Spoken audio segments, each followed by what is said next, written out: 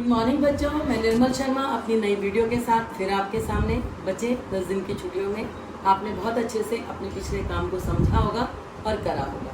हमने अपना नया विषय शुरू किया था रस। रस के बारे में मैंने आपको बताया था कि रस का अर्थ होता है बेटे आनंद। किसी कविता अथवा कहानी को पढ़ने, सुनने या नाटक आदि को देखने से जिस आनंद की अनुभूति होती है उसे रस कहते हैं। भाई जिसमें हमें मजा आता है, जिसमें हमें आनंद आता है, जिसमें हमें खुशी मिलती है, वो क्या है? रस। रस काव्य की आत्मा है बेटे।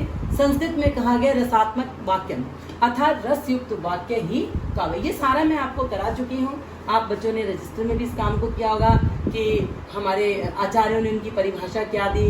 रस निष्पत्ति मैंने आपको बताया।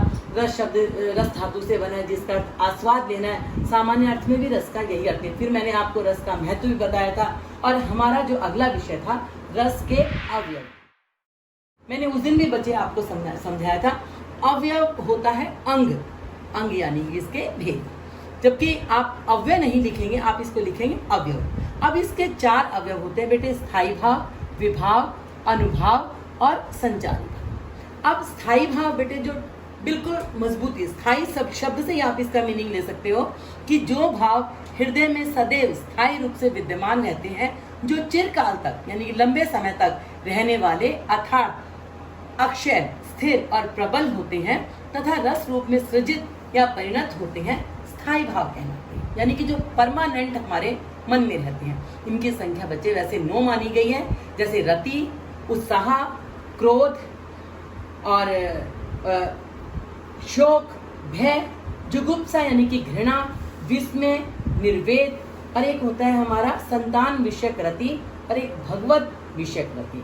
इसमें क्या होता है बेटे, वैसे तो हमारे 9 भेद माने जाते हैं, लेकिन बाद में इसमें 2 रसों की चर्चा और होती है जो इसमें मैंने बताया। तो टोटल मिलाकर हमारे बनते हैं 11। आज मैं सिर्फ आपको यही समझाऊंगी, इनको पूरी डिटेल से विस्तार के साथ मैं अपनी अगली वीडियो में बताऊंगी। क्योंकि ये हमारा विषय जो ऐसा है बेटे, रस में अगर हम खो जाते हैं, काव्य की कोई सीमा नहीं होती, लेकिन उसको जब तक हम समझेंगे नहीं तो हमारी समझ से बाहर की चीज होती है। रति, अब आपने ये सबसे पहले ये टेबल जो मैंने दिया आपको, ये पूरी की पूरी आपने अपने रजिस्टर में बनानी है। साथ में बच्चों बेटा स्थायी भाव, पहला रति। रति रस का नाम क्या है? श्रृंगार। अब संचारी भाव क्या होता है कि रति होता है, इसमें आप श्रृंगार में इसको संयोग श्रृंगार भी कह सकते हैं, वियोग। यानी कि रति होती है कामदेव की स्त्री, पत्नी।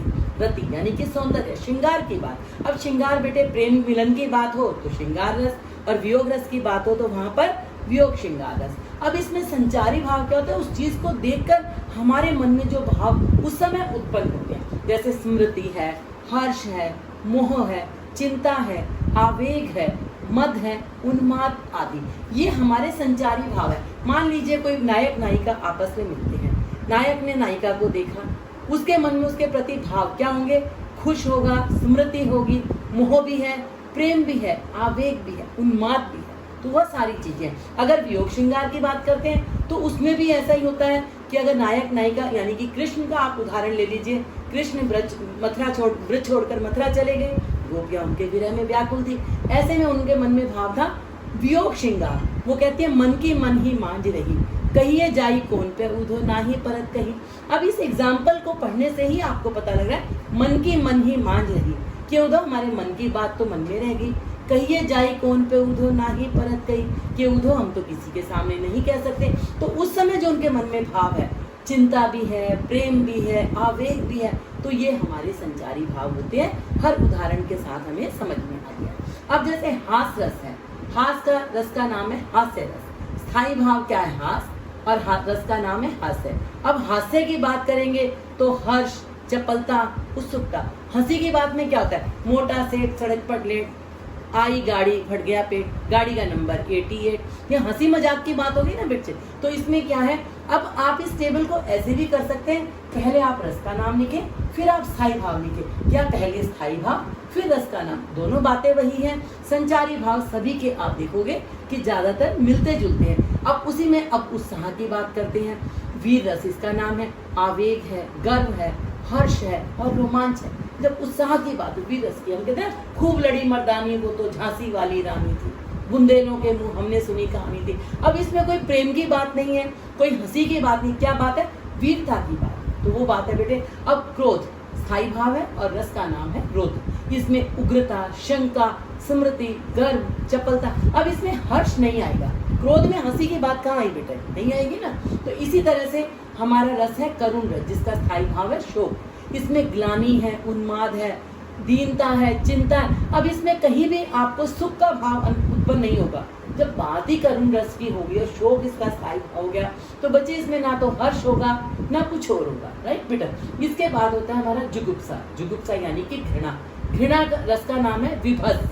अब विभस किसी चीज को देखते हैं ना, ऐसे नहीं, ऐसी चीज देख के हमारे मन में भाव आते हैं। तो इसमें क्या है, मोह, आवेग, उन्माद, निर्वेद, जड़ता आदि इसके संचारी भाव है। इसी तरह से हमारा रस है अद्भुत रस। इसका स्थायी भाव है विस्मय। इसमें हर्ष है, वितर्क है, चपलता है, आवेग है, भ्रांति है, ये चीजें हैं इसके संचारी भाव। इसी तरह से बच्चे हमारा शांत रस है, इसका स्थायी भाव है निर्वेद। निर्वेद में हर्ष है, दैन्य है, ग्लानि है, धृति है आदि। इसके अतिरिक्त बेटे अब दो रसों की चर्चा जो हमने की थी वो हमारे वात्सल्य रस और भक्ति रस। वात्सल्य रस बेटे जब माँ बेटे की प्रेम की बात, संताप विषयक रति। रति होता है प्रेम। जब हम संतान के प्रति प्रेम का भाव रखते हैं तो वहां पर वात्सल्य रस। इसमें क्या है, हर्ष है, मोह है, चपलता आदि। इसी तरह से बेटे भक्ति रस में क्या है, भगवत विषयक रति। भगवत यानी कि भगवान के प्रति प्रेम। अब इसमें भी धृति है, दैन्य है, निर्वेद आदि। ये सारे बच्चे मैंने 11 रस आपको समझाए हैं। ये आपके सामने टेबल है, ऐसे के ऐसे आपने अपने रजिस्टर में, फिर रजिस्टर में बना के रखनी है। जितना इसको याद करोगे उतना आपको समझ में आएगा। और इसी के साथ अगली वीडियो में मैं आपको एक एक रस के साथ एक एक एग्जाम्पल समझाते हुए आपको सारे रस कराऊंगी। लेकिन सबसे पहले जो नींव है, जो समझने की चीज है, वो ये टेबल है। हमारे 11 रस हैं, ये इनके रस के नाम है, ये इनके स्थायी भाव है, ये इनके संचारी भाव है। तो ये सारा आपको याद करना है और बहुत ज़रूरी है बेटे। और इसके अगली वीडियो में मैं आपके साथ इन सभी रसों को लेते हुए अलग अलग एक एक के साथ आपको बहुत अच्छे से समझाऊंगी। तो मैं उम्मीद करती हूँ कि सभी बच्चे इस काम को बहुत अच्छे से करें। आज के लिए इतना ही।